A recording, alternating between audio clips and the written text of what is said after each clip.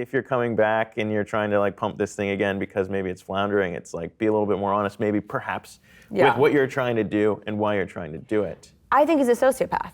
There's a lot of those in the NFT, to be clear. I'll armchair psychologist this shit. I think he's a sociopath. There's a lot of sociopaths in this industry. If you can be anonymous, it's helpful. Yeah. Sociopaths don't usually do well. They don't usually become CEOs because before they can reach that level, they are discovered as being miserable people who like others don't want to work with. Yeah. If you can be anonymous and just come back as new people every time, and so there's not that like, I think sociopaths are able to thrive in a really dark way. That might be why it attracts them. That's what I think. Because it's like your reputation doesn't mean anything. I think that's exactly right.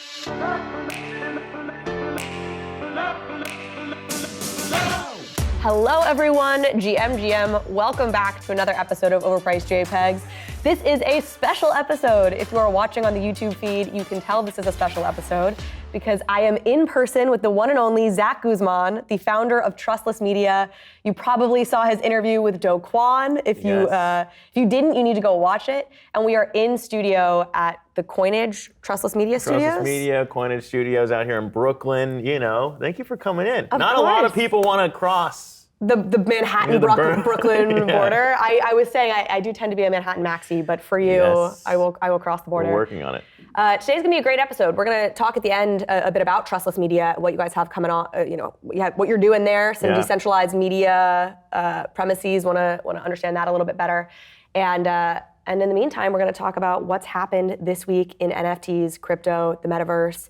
Talk about the Busy time. Really is busy. I'm looking at a list here of a tremendous number of things we could talk about, not all of which we will get to, but Sam Bankman-Fried has stirred some controversy on Twitter. We'll talk about that. The Ryder Rips Yuga Labs lawsuit is ongoing. I don't think people are paying enough attention to it, so I'm gonna tell folks what's going on there. We have Blur has announced it's coming out. Frank from DeGods is making moves on the royalty front in response to, I suppose, the Magic Eden news. So lots to get to. But before we dive into all that, we do need to hear a word from our lovely, lovely sponsors. When it comes to NFTs, convenience often wins over security, despite scams being everywhere. Brands and artists have no other choice by complying with big marketplace terms and weak security because no good alternative exists. Which is what prompted Ledger to fix the problems of NFTs themselves and launch Ledger Market. The Ledger Market provides an end-to-end secure NFT experience for brands, artists, and users, enabling true ownership and control over NFT assets, from minting to storing. Ledger Market secures NFT projects via Ledger Enterprise, keeping you protected from phishing attacks and scams. And the market directs users to Ledger Live, where they can transact with a contract directly, giving clear signing details instead of blind signing and praying. Don't trust, verify with clear signing from Ledger Market. Stay up to date on the latest drops and marketplace updates by following Ledger on Twitter and joining the Ledger Open Discord, which is linked in the show notes below.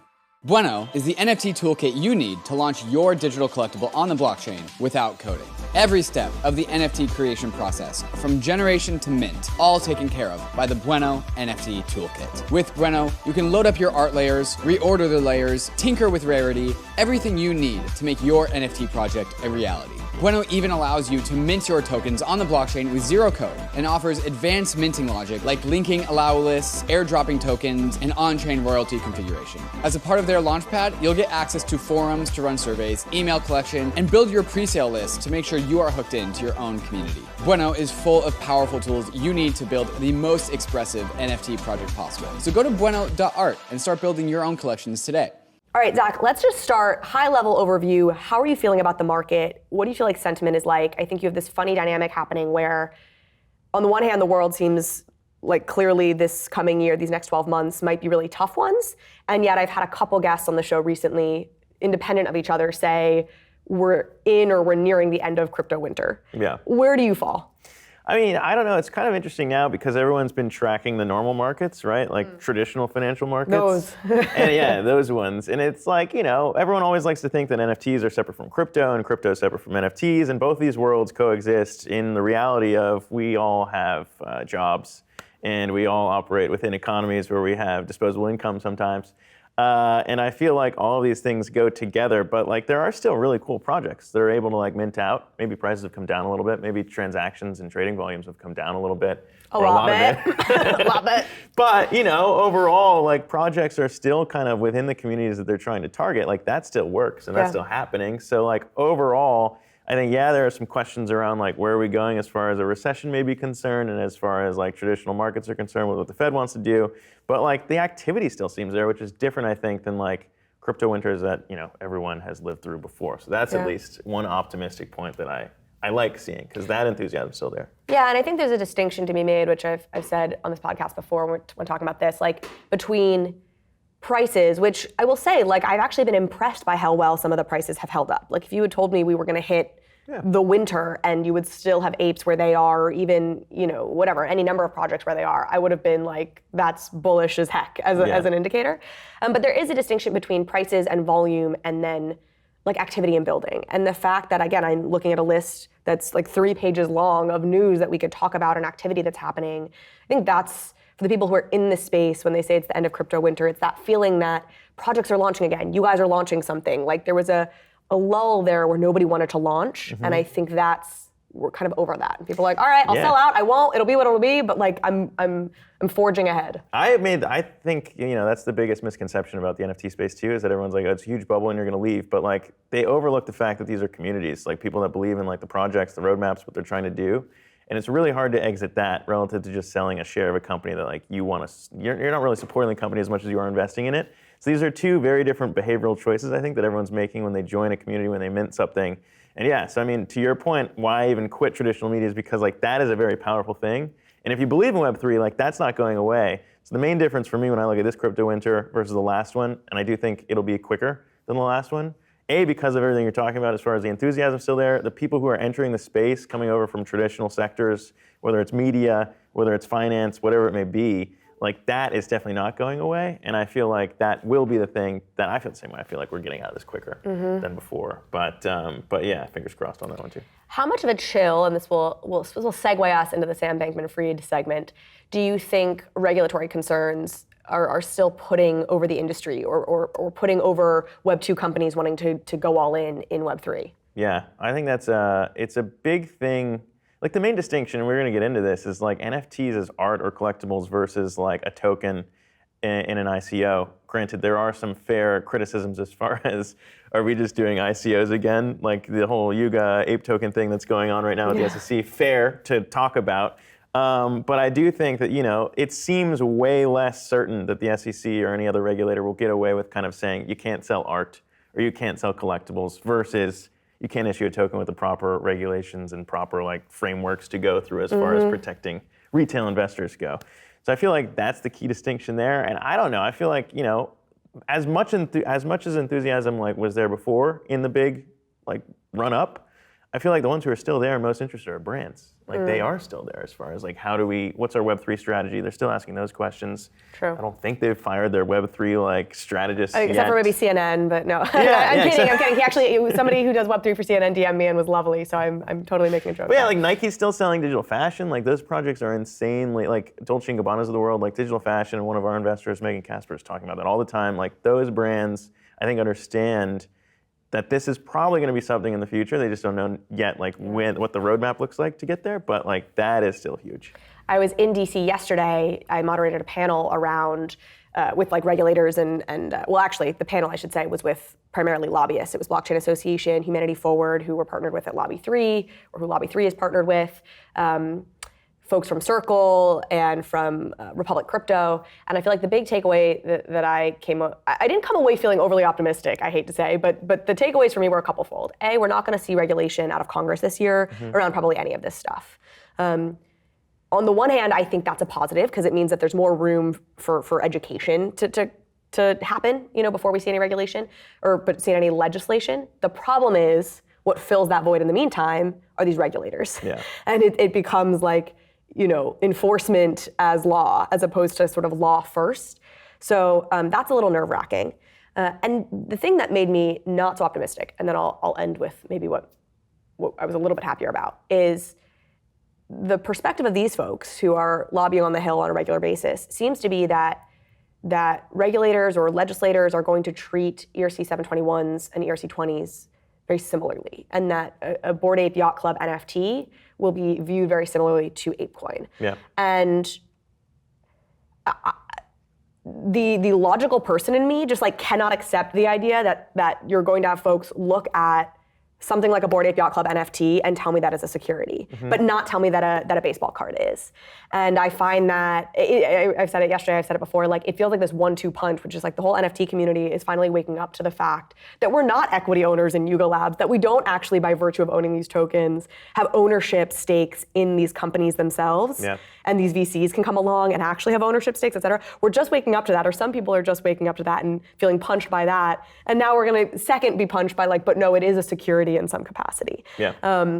So I'm disheartened to hear that it sounds like maybe it's just an education problem, whatever has not been done to get regulators and legislators to understand that distinction. The optimistic point is, and the folks that I spoke with yesterday are working really hard to make this a bipartisan issue. So that it doesn't become just a political punching bag. And by making it a bipartisan issue, if we get sane rules around it, they'll likely last. And it won't become something where each time a new, Roman Republicans control the House or Democrats, whatever, like it becomes this punching bag where the laws are constantly changing depending on which party's in office. Yeah. So those are some of my takeaways on the regulatory side. I think it's absolutely right. And how many topics does an Elizabeth Warren and a Donald Trump agree on? Granted, they're both probably wrong as far as like things, but like both hating crypto, they're both on the same side there. It's a matter of like, all right, how many people can we get on the other side? Yeah. And it is a Republican-Democrat thing. Well, the GameStop bonded Ted Cruz and AOC. Like, wow. Yeah, it's a weird thing. But it all comes back to education. That's kind of why I quit, why I started Coinage, why we're trying to build this out as like a community-owned property where we can cover these stories in a mainstream focus. Because like, if Congress doesn't understand the stuff, if regulators don't understand the stuff, you're absolutely right. It's going to be the SEC running wild with like what they think. But I do think they have been pretty careful around like the Yuga Lab stuff. Like, do we want to go after this? Do we not want to go after this? And they've been pretty choosy about the ones they've been choosing. Kim Kardashian. Oh, that was strategic. So yeah, so it's all that. Well, we'll talk about Ryder and Yuga in just a minute, or Yuga, I should say, in a minute, because I want to talk about it in the context of the Ryder Rip stuff. But Sam Bankman-Fried, so he came out with essentially what he thinks regulators should do. It caused quite a stir. I have not had time yet to really digest what he said. I trust the Ryan Sean Adams of the world who seem to be pretty horrified by it. Yeah. What is your take on the situation? I just think it's funny, SBF, market genius, obviously, with what he's built at FTX, an investor in Trustless, a Coinage NFT holder. So I gotta disclose that. Asterisk. But he is that vein, right? It's market metrics and it's a centralized exchange. So, that's where he's coming from. That's the lens he looks through.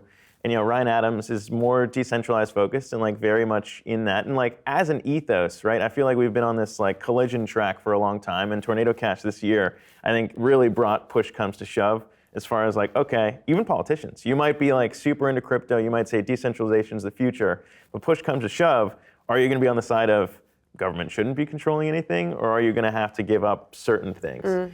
And I feel like push comes to shove is where we are as an industry right now in crypto. It's okay, we're going to have to fit in somehow. We're going to have to agree to certain regulations, right? Sure. And the two that are most common when it comes to DeFi is KYC. Are you going to be comfy with that? And anti-money laundering and anti-terrorism stuff, right? And it's inevitably... Which is an ideological way to frame, I feel some of it, right? Yeah, and I think that's where SBF's coming from, right? Is there's going to be certain addresses or certain things, and it's been funny. I mean, look, culturally, it's hilarious to watch all play out, and that's kind of where I am. And I think any podcaster, anyone watching this play out is all right, there's a lot of hypocrisy, and what are you going to believe? And you can't be a politician riding the populism wave saying yeah, crypto, but then also in the backroom deals say, well, we can't have just everyone running buck wild, because then it's all right, where do you really land on the issues? Yeah. And I think for anyone running a centralized exchange that runs into the issue of, well, we might get into trouble because we have a flag and an address planted here, and we want to open ourselves up to the U.S. market, we got to abide by some rules. Whereas if you're a DeFi exchange or an anonymous person with a PFP and no one knows who you are, of course you're not going to be operating through the same kind of look at it.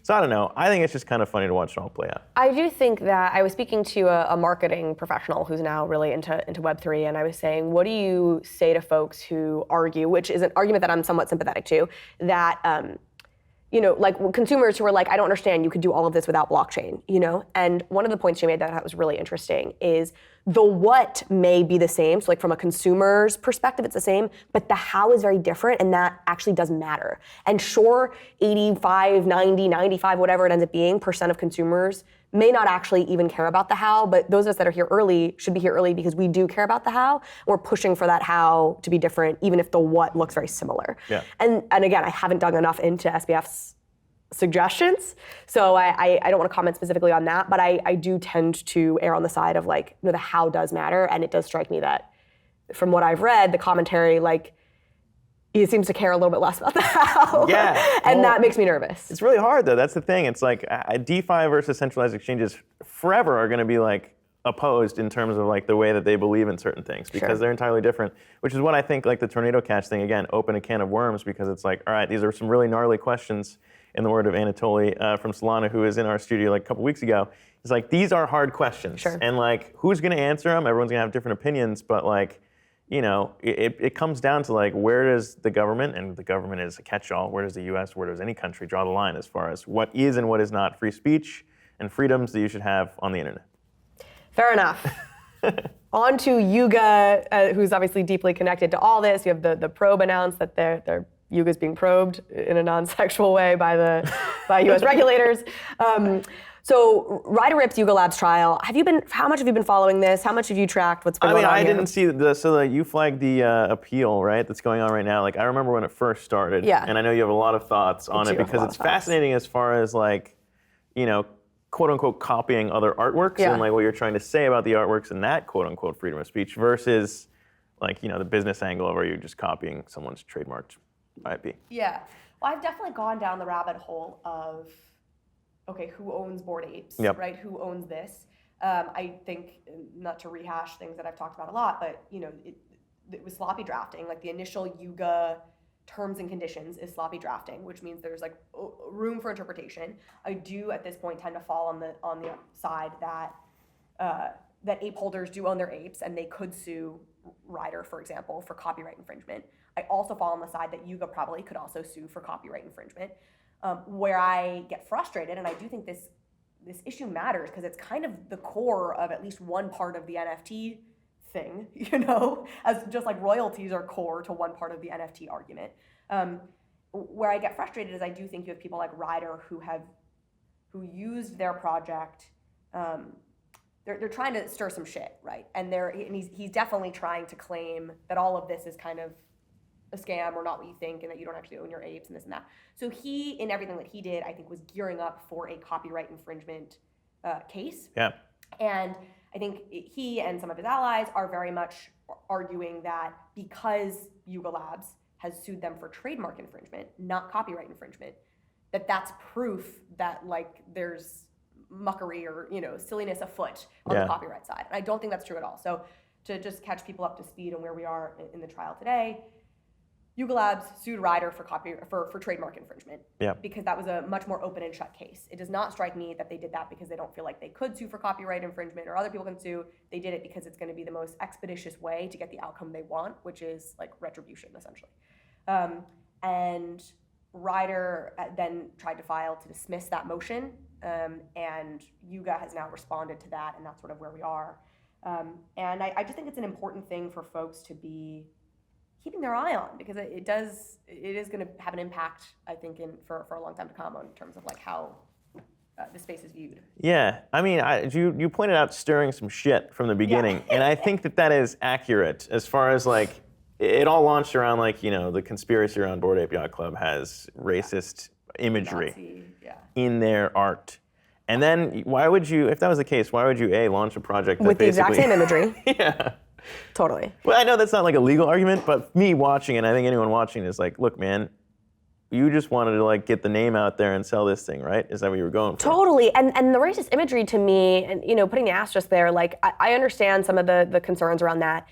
This went beyond that. I mean, they made way more outrageous, ridiculous claims, and I mean, the level of like, I don't want to say Beautiful Mind because I feel like that guy had a point. I don't know. I haven't seen the movie, right? But like level of just like delusion. And I don't think Ryder Rips is delusional. I think he's a shitster. This is what he's done on the internet for years, And so I find that, I think it's for like personal gain. Oh, I mean, for sure. Yuga's alleging that he made $5 million pumping his RRBAYC tokens. In this lawsuit specifically, I thought this was interesting. Yuga in their claim saying, don't dismiss this case. Yeah. In the, I'm looking at it here, in the contract, they actually put Bored Ape Yacht Club, BAYC, like in the tracker, at the smart contract level. That's clearly trademark infringement, Yeah. you know? Like you can't, at the smart contract level, like pretend you are BAYC. Like it doesn't say RRBAYC, like I think they did some egregious stuff here, so I'm totally rooting for Yuga in this, and I think if they lose, it's a loss for the industry. It's a pretty egregious, the whole thing from start to finish is pretty egregious as far as like, quote unquote copying. Like we said, it's like if you're all based on like, well, this is bad, we need to do something different, but then I copy everything. Do the exact same thing. But I do think, like you said, the terms and conditions from the start from the BAC side was like a page, I feel like, when we were looking at launching. It's like terms and conditions, Web3 versus Web2, very different. And a lot of nebulous things in there around IP, what do people own as an industry? So like no one really knows. And so when you have nebulous things, it does make, I think, some of this stuff a little bit trickier on the BAYC side, the Yuga side, to like really defend, I suppose, as well. Totally. Well, and I think the point is like, Bored Apes obviously has made a big deal out of the fact that holders own their apes. And I think many people have come to realize it's a little bit murkier than that, you know? And this is not clear cut. And if you license your apes in some deal and then you sell the ape, well, does that license transfer? Like, how does all that work? There's still a lot of unanswered questions around that that are definitely gnarly in the spirit of hard questions. Very tricky. Not the way I would have gone, and not the way that we went to Coinage to like break up our NFTs and like cooperative ownership around media that way, because IP gets very tricky, and you dilute the brand. That's something entirely different. But like, if everyone has a Bored Ape Yacht Club show, like, does anyone ever want to watch a Bored Ape Yacht Club show? Yeah, I think it works. It will work sometimes. Yeah. I think there will be a couple winners. I think Bored Apes are potentially an example of for whom that will work for, you know?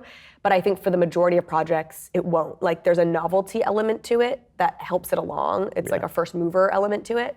And I think that broadly speaking, projects have to have a centralized vision oftentimes, or sort of a certain amount of control, to your point, over the brand.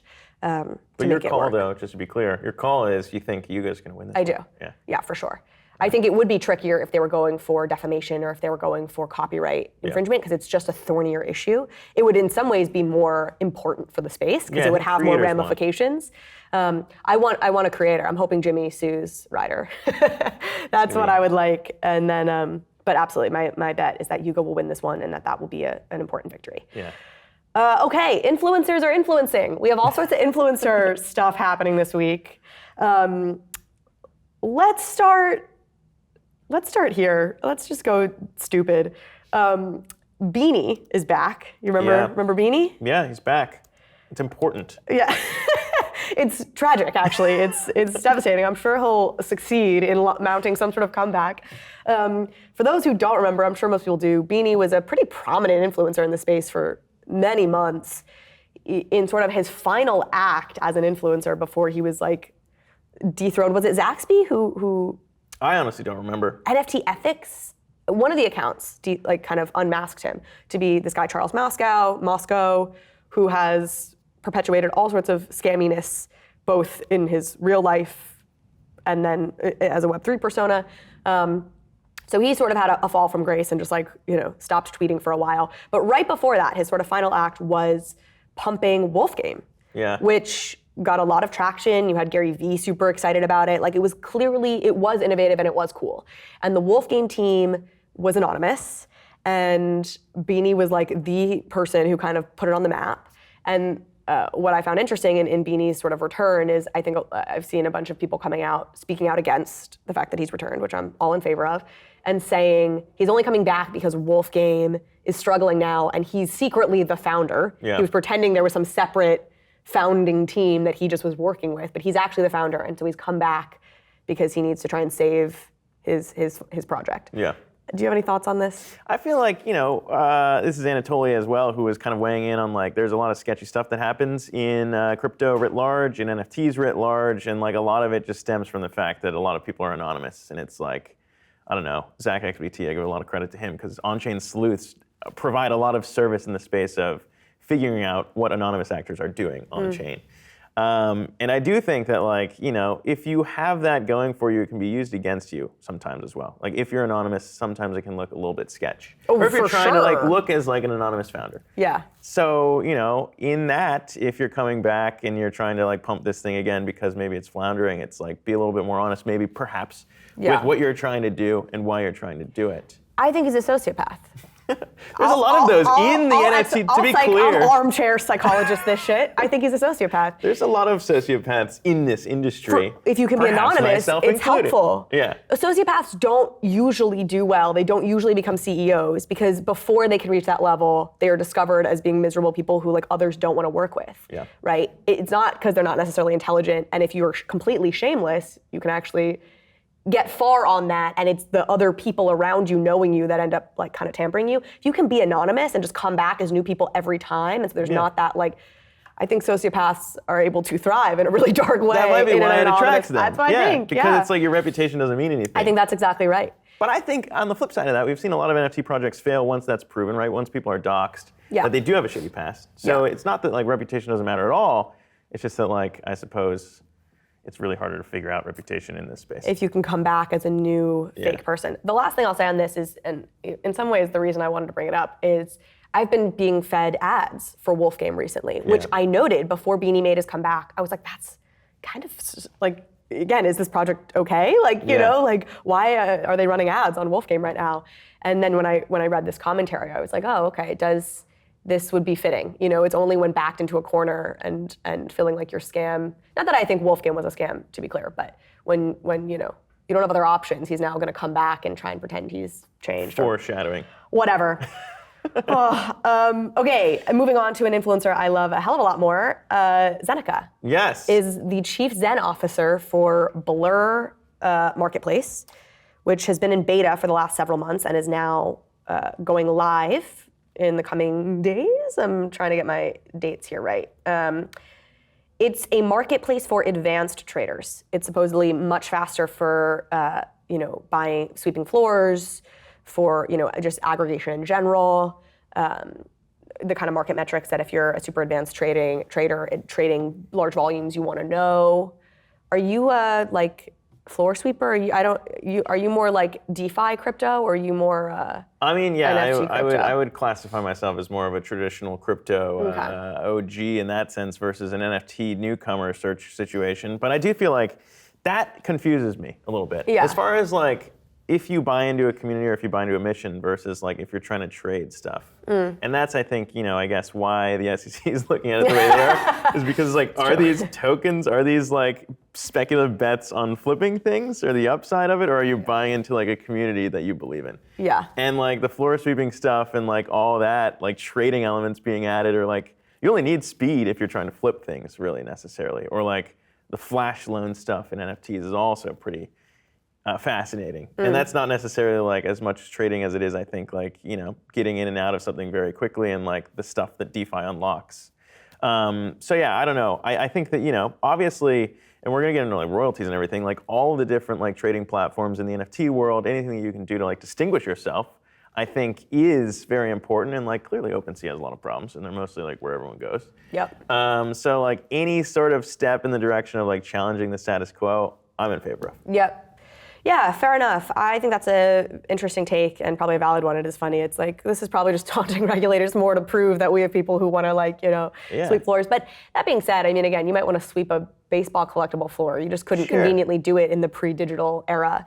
I will flag, if you list an NFT on Blur in the next 14 days, though I think this post came out, roughly 14 days, folks, depending on what day you're listening to this episode.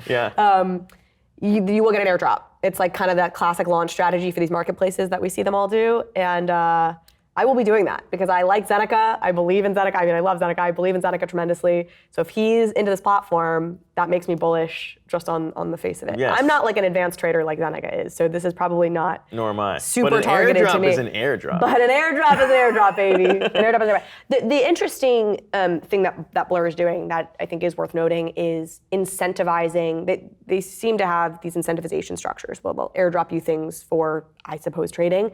The big thing there being if you honor royalties. Yeah. You know, you have a much bigger part of the governance stake in this whole platform, et cetera, et cetera. So I like that kind of a carrot approach to getting folks to what I view as doing the right thing, which is to honoring creator royalties. So all right, good for Blur on that front. I would agree. The royalties thing is so interesting. Yeah. And that was another one you had on your sheet, but like. Let's go there. Yeah. I was going to go there in the context of obviously Magic Eden made creator royalties 0%. It's so funny. So I had the Magic Eden founders on the pod, and I was told beforehand by some folks like they're sharks. Like these guys are like really? They're like Magic Eden guys are, yes, like they will win because they're sharks. And then I have them on, and they're like sweet and like borderline soft spoken, and I was like, what? And I was told again after like, yeah, they can it's like all an act. not like they're like necessarily assholes and like totally faking it, but effectively like like they know how to present, but like they're sharks. And then I see a move like this, and I'm like, that checks out with like shark behavior. Yeah, cutting royalties is a very interesting thing, and even looking at royalties from like a market's perspective. Yeah. Right. Like, and that's the fascinating thing to watch is that like everyone who's an NFT expert is now becoming like a financial markets expert, and anyone who's a financial markets expert is like, what's these NFTs all about, and why are they getting traded like tokens? Yeah. And so all these worlds are coming together, and with royalties, going from like a creator getting paid optically. Obviously, I can see why every creator and everyone's up in arms, but like if you think about what's really happening, it's like a tax. Yeah. And like putting the old Econ 101 hat back on, it's like, all right, where's the deadweight loss coming from? Is a buyer or a seller paying this tax? It's like whenever that happens, somehow both sides are trading or paying that tax. It's a royalty, whichever way you want to look at it. But like, I don't know. Optically, cutting royalties is obviously always going to piss everybody in the space off because a lot of times people who are creating these projects are also buying the others. So it's like right now it's like a weird incestual like I guess economy of NFT influencers, creators, buyers right now, right? Mm-hmm. And so on one hand you could be a buyer, on the other you could be a seller, but like royalties going to zero like is generally I think not good as far as everyone in the space is concerned. Yeah, on Twitter, everyone's mad. Totally. Whatever happens. But it could be one of those things, right? Like, are you one of these people? It's like a closeted Trump voter, Like you're like mad on Twitter, but then like in the privacy of your laptop, you're like, I'll take that savings, And that's when you get these really tricky situations. I've seen people compare the royalty problem to tipping, being like, you don't have to tip, but most people do. Like it's very different when you're sitting there looking at the person serving your food, and you're kind of like privately on your computer. You don't feel that same social pressure. Like flip the iPad over now. Oh, it's like, hey. I know, and I'm a sucker, and I do it, but I'm like, this is frustrating. I was hoping that it would be buyers that would keep royalties alive because you're buying into a project. You want that project to succeed, and therefore you have all the incentives in the world to have a recurring royalty go to them so they can sustain their project. Now, as this space gets bigger, I mean, that requires an amount of savvy that I don't think is reasonable to expect buyers to be like tracking all of that. There's already such a barrier to entering this space, but that was my hope. I don't think we're going to get there. What's interesting is you have Frank from DeGods. Initially, that they had their royalties go to zero. Some people were mad about that, feeling like you're feeding into this narrative of like creator royalties don't matter, that's a terrible thing. Frank went on I think it was a Magic Eden Spaces, and he was getting pushed by folks on there to kind of remove, I think it was by Gabe Leadon of Limit Break, I think was the other one on there saying he should remove the 0% thing, like you're hurting the space by doing this. Frank was saying, I don't want to play whack-a-mole with all these different marketplaces, and then somebody said that there is a way to, at the smart contract level, enforce this, which I've been trying to get to the bottom of because I've been told it isn't possible, but and Frank said if there was a way actually to enforce this at the smart contract level, we would reverse our 0% royalty decision. After this, since then, Frank has tweeted out that he is in the process of seriously investigating this, and they think they have an idea on how you could, in Solana, for example, try and make this happen at a more base level. Enforcing the royalties, hold up that he says, we'll see if it works. Yeah. So that's where we stand. I look at it through you can look at it through the lens of the creator or a branding thing. And I do think that's a very interesting thing that you point out around if a chain wanted to figure it out and make it at the smart contract level. And anytime you buy or sell any NFT, that happens automatically, regardless of the Immutable X. Yeah. Layer 2s are doing this. Yeah, but I mean layer once. Like, it'd be very interesting if Solana is like, this is going to be a thing. Because they already have a lot of NFT projects going there, but I feel like from a branding perspective, like all these L1s are also brands kind of right now. Totally, and especially it's like, Solana. if one of them wants to do that and create it as like, no, we are the friendly creator space. That would be a really interesting value prop for a chain that supportive of y'all, but like I do feel like in some ways, I don't think they have the most compelling value prop because I don't think just like throughput speed will last in a world where I think Ethereum will get there. Yeah. And it's not like a compelling enough value prop. So that's interesting.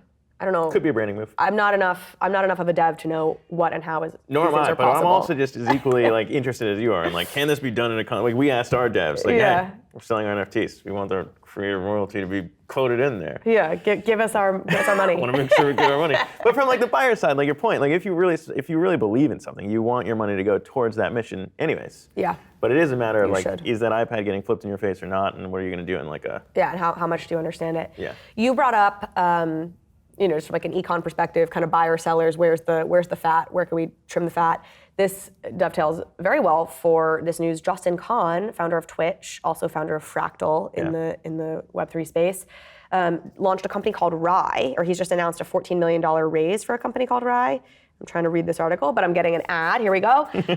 And they're saying it's he's trying to do Shopify for Web3. Mm-hmm. My understanding of this model, and correct me if you have a better understanding of it, is a Shopify takes some percentage, obviously, for marketplaces that plug in using Shopify. And so this is going to become a cheaper version for sellers, because sellers can now plug into this kind of Rye interface or whatever and sell their products, much like you can on Shopify. But the royalties or the fee that the marketplace Rye will take is much lower than Shopify's in exchange for people using the Rye token to do the exchanges. So I think the play here on their end is the company will make money if the Rye token does really well. They're incentivizing people to use the Rye token because it'll save the small businesses that use Shopify money, and ultimately the consumer who buy from small businesses money. Yep. I think that's really interesting. I don't know if it's going to work, but I actually think it will be very telling. Like, it's something to track, and I'll explain why in a second, but you go ahead. Two things on Web3 marketplaces that always fascinate me. I remember back in 2018, there was a project, Josh Frazier, I think actually, from Origin or something like that, was trying to build like a decentralized Uber. And I was like, that's interesting, because yeah, everyone agrees that these centralized platforms, maybe their takes are too high. If you lower the takes, and like, then great, you can have like a decentralized, no Uber or Airbnb or whoever, or Shopify taking a cut. Sounds great in principle. Problem there is like, how long does it take to actually have a place where people know, like the branding of it all, and want to go to shop? Yes. In the case of Uber, maybe get a car ride, or Airbnb, stay at some place. And it's hard to create a marketplace where you have a buyer and seller without being a centralized entity. Yep. And it's hard to drive that, because if no drivers are there, you're never going to go there to try and use it when Uber has drivers and you can go there and use it easily. So like with Shopify, or trying to create a Web3 Shopify, like the tokenomics is interesting. If like you have an incentive, and this is kind of, I suppose, what all of Web3 is about, is like incentivize people using your service by using the token. I think the token alone, as far as like, it's cheaper if you use our token to purchase a product rather than Shopify, like, isn't really cool, because that's like, using Chuck E. Cheese tokens at Chuck E. Cheese rather than dollars to play the game. But like, if the Chuck E. Cheese token, to a point of like what we're talking about, actually gives you ownership in the marketplace, then it becomes cool. But like, again, it's like, I think that is a thing. but it's like what you were saying earlier, it's like different between like equity versus like, sure, ownership of the marketplace. Like, what does that actually mean when you get into the nitty gritty? And a lot of times it's like you said, VCs own the thing, really, at the end of the day. And you can just use this token somehow, somewhere.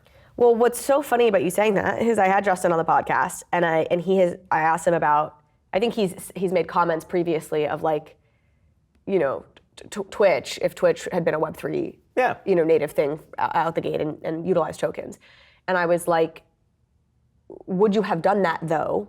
Like pre your $1 billion exit. Sure. Would you have, as a founder, have felt properly incentivized to kind of go that route, as opposed to what you did, which is build a centralized company that you got to sell for $1 billion. Now you can do whatever you want.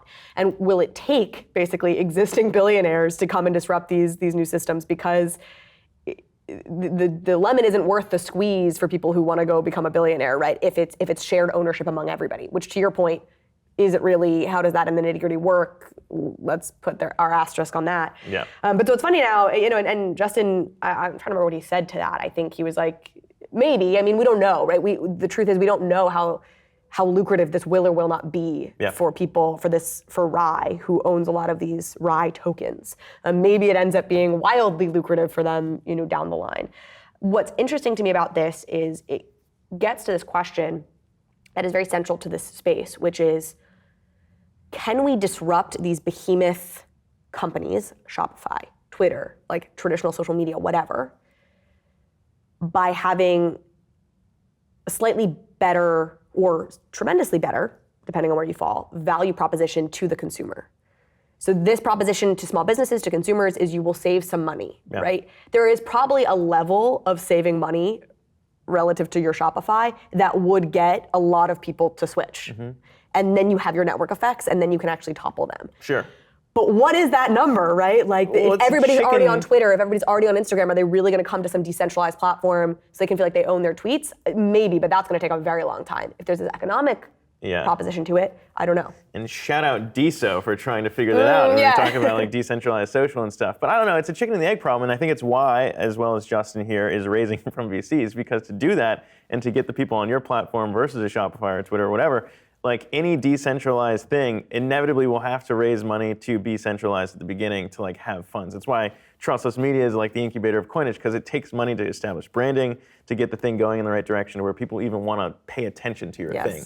But then if the stage 2 is once you've established that quote unquote decentralized platform or what you want to be decentralized, if the next thing there is all these VCs just dumping the tokens on top of the retail consumers that supported and created this thing in the first place, then you're back to the original model of like VCs owning everything and dumping. So like, it's really tricky to figure out. That's why we have established like a cooperative model where like from the get-go, we want this to be decentralized. It's not a good way to get rich by any means, to answer your question of like versus, if you're a tech founder, which one you really want to do. Terrible way to get rich if you want to like give up control and like ownership power to like anyone who supports it from the beginning. But I do think that that's like a better way to find community and like find your real users who are not just doing it because it's cheaper at the moment, but because they like believe in the ethos of it, which again is very costly to find those people. COINSHIFT is a leading treasury management and infrastructure platform for DAOs and crypto businesses that need to manage their treasury operations. Every crypto org needs to manage its treasury, and COINSHIFT offers a simple, flexible, and efficient multi-chain treasury management platform built on top of the highly secure Gnosis Safe. With COINSHIFT, your organization can go from primitive single-chain treasury management to expressive, flexible, and multi-chain treasury features, such as global user management, global contacts, proposal management, and many other features that can be shared across an entire organization, allowing users to save time and reduce operational burdens and gas costs. COINSHIFT even has data tools like account reporting across the 7 chains on which it operates. Used by industry powerhouses such as Uniswap Grants, Balancer, Consensus, and Masari, COINSHIFT is speeding up the coordination and efficiency of the organizations that use it. You have to keep up with the frontier, and COINSHIFT makes that easy. So sign up at coinshift.xyz/bankless. Do you buy NFTs? Do you like playing in the profile picture games or searching for underpriced rares? Or you're part of an NFT community and you want that sweet social experience that your NFT brings you? Of course you want these things. It's why you're listening to this podcast, and it's also why you should check out SINTRA. SINTRA is the most powerful and friendly all-in-one time saver for NFT investors. A new social-fi investment app with real-time sales, floor price tracking, Twitter mentions, and 700,000 wallets, all available to check out. All infused into a social experience to connect you with other like-minded NFT investors. In SINTRA, you can do your social media things like post, reply, share, ask questions, react, right next to where you showcase your beloved and cherished NFTs. And you also get a customizable feed of NFT activity, keeping you up to speed with the always changing meta of the NFT world. If you're not using SINTRA, you're falling behind. So go to sintra.com/bankless and connect your wallet to enter the world of SINTRA.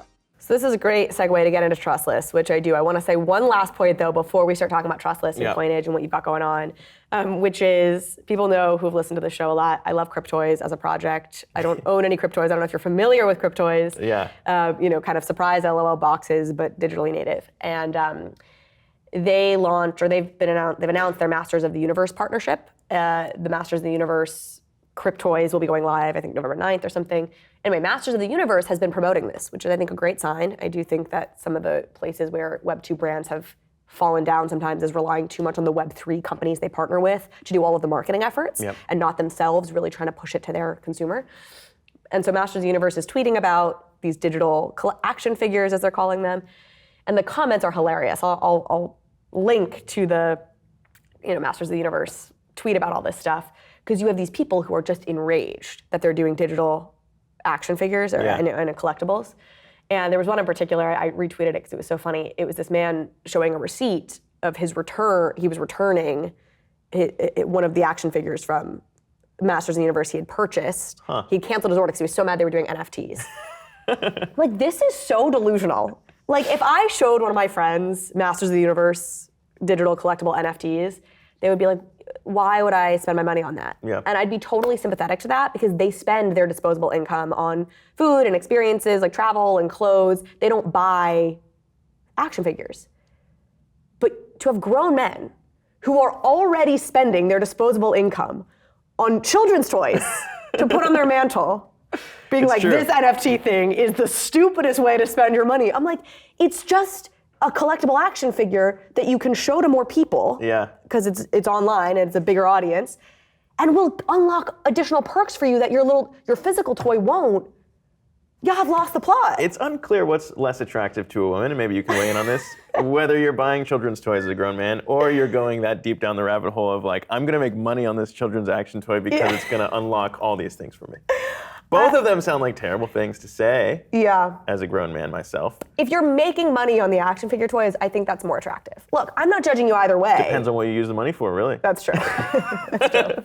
If you use it to spoil a girl. No, but I mean, like, I think the same thing with V-Friends, right? Yeah. Like, that's another one that's pretty interesting. Oh, yeah. It's like, you can be a grown man and agree that, like, this is a great way to grow a brand, and Gary Vee's done a great job with, like, V-Friends, but it is always funny because it's, like, bunch of adults cheering on like little children's toys. Yeah. I mean, to be clear, I don't actually have a problem if folks want to buy action figures. Great. Like, this is what culture is. It's like, what gives life meaning? Like, none of us have that answer, so we buy toys, I buy shoes, right? Yeah. Like, there's not judgment from me. The judgment is when you're judging the NFTs without understanding the irony that this is frankly a slightly better version of the thing you're buying. Yeah. And that's where it's hilarious. Okay, let's wrap here and talk about Trustless. Yes. And explain for folks, what you have going on. Give us the elevator pitch, and then we'll dive into it. So Trustless Media is a Web3 incubator, and our first show is Coinage. So we're here in front of the Coinage set, which is a community-owned show focusing on crypto. And so the whole idea comes from, realigning incentives. So like, if anyone's watching a show, oftentimes they'll refer their friends to it, right? And that show goes viral and it gets more viewers. Like Squid Game is a really good example.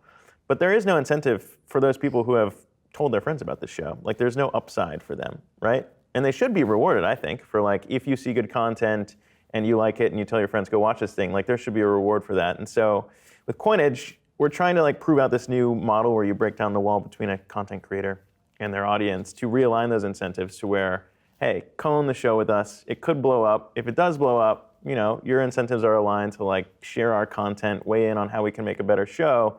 So it's a win-win-win, kind of realigning those incentives to create this show entity. So that co-own this show piece is really interesting. And I know you all are doing that in an interesting way, because there's so many questions. We've talked about regulation earlier. Like, does that really make it a security? Complicated. Yeah. Talk about how you're structuring this from a legal perspective. Well, I think, when we were starting to do this, and so I quit from Yahoo and CNBC earlier this year, and, back then no one was really, it was bull market. No one really cared about any of the questions around the NFT space. But, I think inevitably, as we're seeing now, regulators care. And the cooperative model is one that's interesting because like everyone knows REI, everyone knows like you can go shop there, you can like help support that company's mission, you can buy a tent, and then at the end of the year you get a dividend. And so like the cooperative model exists and is legally recognized in the US at least. And so we were like, all right, how can we use NFTs as like an entry point into the co-op? So Coinage is actually a legally registered cooperative in Colorado, and the whole idea is that you use the NFT as kind of a membership entry to this show. Again, you like support our mission in making a really good decentralized community-owned crypto show, and then you're kind of rewarded for that if this whole vision plays out and we actually grow an audience, and like there is upside there. And you get a dividend. And and you can and you get rewarded for that, and also the NFT theoretically, since there's a max supply, would also be something that there would be more demand for. Why are more projects not doing this model? I think we'll see it. I mean, it's different, right? And anytime you already have a thing that's blowing up without having to go, it took us months to like consult with lawyers and stuff. Like, there's no real reason for anyone to do that if like you can just sell your thing and not worry about it. But like increasingly, I think, as we're talking about, regulators care. And this is just one that I felt more comfortable with, and I feel like we want to scale beyond just coinage. So like the idea is to like replicate this model not just for a crypto news show, but for food, for entertainment, for like anything else. For food? I think, yeah. What does that mean?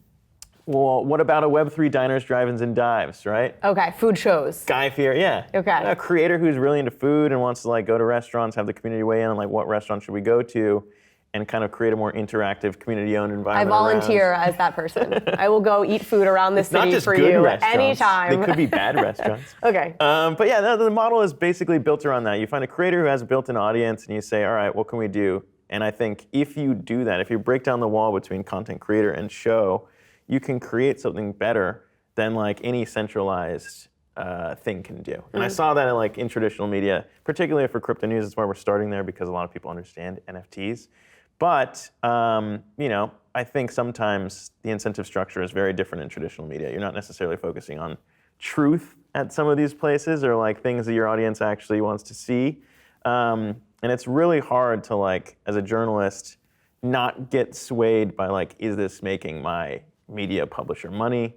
Will this bring in ad dollars? Like we say, there's like a wall between those things at companies, but that's not always the case. Mm-hmm. So talk about Coinage as the sort of the first flagship show in this broader media company, and what is the goals with Coinage?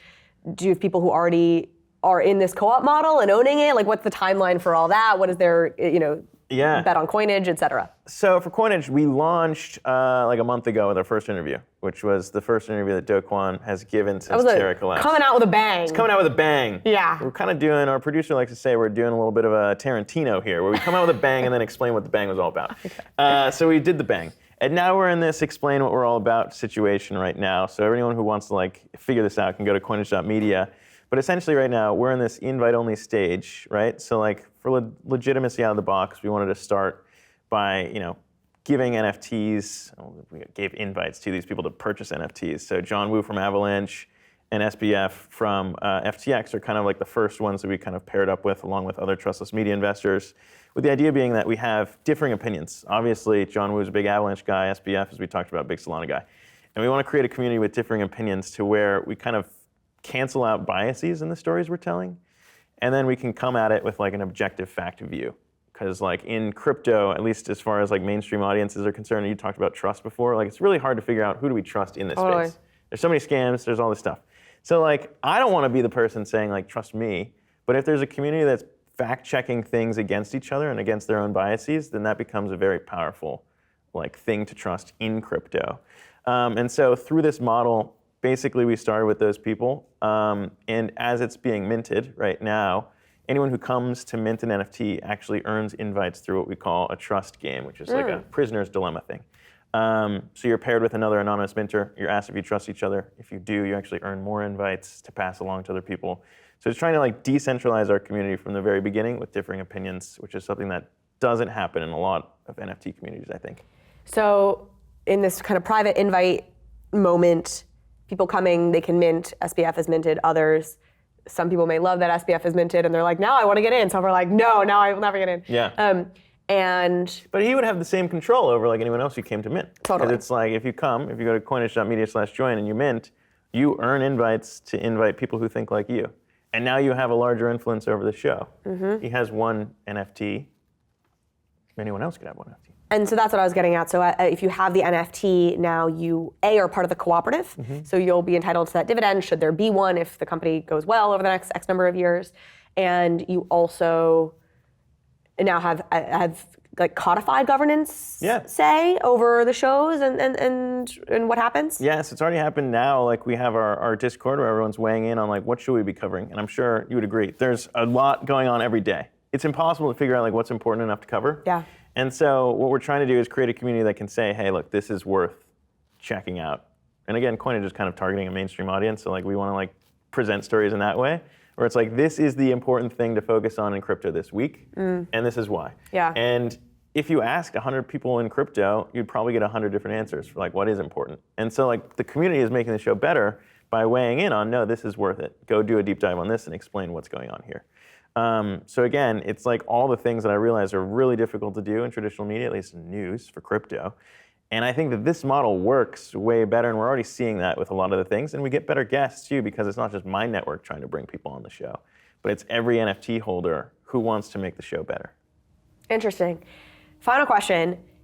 Downsides, like setting aside Trustless Media, because this was clearly the right route for you guys to go, and that's awesome, as we're trying to educate people about the different models you can set up in Web3, and you're going this co-op model. Yeah. What are the maybe downside considerations folks should be thinking about, whether that's like legal obligations and paperwork that they're going to need to send to their cooperative members every year, or just trade-offs that come with it? There are trade-offs. I mean, there's trade-offs with like any model, and you know, there's risks and rewards, as we saw with like any NFT project, right? And like ApeCoin risks around some things that NFT projects do in terms of eyes of regulators.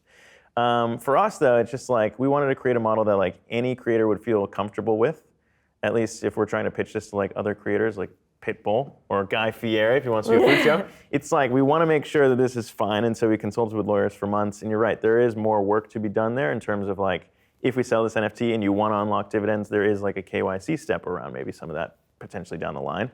But it's like all this is actively being built in the moment. The rules are being written on the regulation side as well, so like no one really knows. But if you look 3 years down the line, and this model already exists, like our advice was, when you ask around the NFT space, at least a few months ago, is like, what should we do? We want to launch a community-owned crypto show. And half of the world would say, go offshore and build it somewhere else and just not deal with regulation. But that seems like a terrible way, and the entire space knows that that's a fact. Like you can't just not deal with regulation ever. Yeah. Otherwise, things just get shut down because people don't want to like educate or learn, and we've seen that in Congress. So like, this to me is a route that I think a lot of people, if regulation becomes a problem, is there. But you know, it wasn't easy. It took like a lot of money to figure out with lawyers and stuff. So like, if you don't have that, then like, you know, I wouldn't do it either. But at the end of the day, it's no different like any Web3 media projects. You know, Rug Radio is trying to do their own thing with their own model. Mad Reality is trying to do their own thing with their own model. Like everyone can choose, and that's what's exciting about Web3, is like build something, see who wants to support it, say what your use case is, get it out there, and like it's been exciting because we've already seen like a bunch of mints come in and people applying right now to own it. So like, I don't know, coinage.media/join if you want to is like that's the main plug, but it's like incentives-wise, that's why I got into crypto, and I think that this actually does help create a better show, and we're like seeing that already, so it's exciting. Amazing. Well, thank you so much for having me in your lovely studio. Yeah, thanks for coming. Overpriced? Keyword overpriced. Oh, I'm supposed to say something about that too. I guess I can include it. Please go forth. Yes, right, it sounds like something I'm gonna like because it says overpriced. Yeah. So we're trying to figure out like how we actually like provide incentives to people to like want to join what we're doing. So one thing too for overpriced JPEGs we want to do here I'm learning this fresh. Yes, you're learning this fresh. If anyone's watching this, they can go to coinage.media/join. We have a pre-mint sign up for our NFT. If you say where you heard from us, overpriced JPEGs, then you can jump to the top of the list. Do you put it in? You go to that website? Yeah. Okay, send me the website. We'll put it in the show notes. Word. And then if you put in the overpriced, you can pre-mint. We'll approve people who want to mint this thing. I love it. We love a good benefit for overpriced JPEGs listeners. Thank you. Gotta do it. Thanks, y'all. Yeah, for sure. And thanks for having us. This was great. Thank you very much, Carly, for coming out. Gotta come back to Brooklyn sometime. Absolutely.